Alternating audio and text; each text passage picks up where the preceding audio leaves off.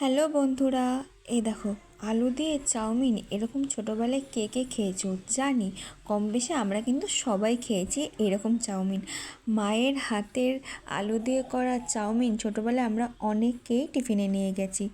সেই রকমই তোমরা সবাই জানো, আমার এখানে দিদুন এসেছিল আমাদের বাড়িতে। তখন দিদুনের কাছে আমি আবদার করেছিলাম যে দিদুন এইভাবে একটু চাউমিন করে দাও। এখন তো এরকম চাউমিন আমরা আর খাই না, এখন আমরা অনেক রকম পদ্ধতিতে বানানো শিখে গেছি, যার জন্য এই চাউমিনকে আমরা ভুলেই গেছি বলতে গেলে। তো দিদুন বলল, খাবি আলু দিয়ে চাউমিন? আমি বললাম হ্যাঁ, কেন খাবো না, ছোটোবেলার মতো করেই দাও। তো এই দেখো চাউমিন এখানে সেদ্ধ করতে বসিয়ে দেওয়া হয়েছে। তারপরে কড়াইয়ে তেল দিয়ে এখানে আলু ভাজতে দিয়ে দেওয়া হয়েছে।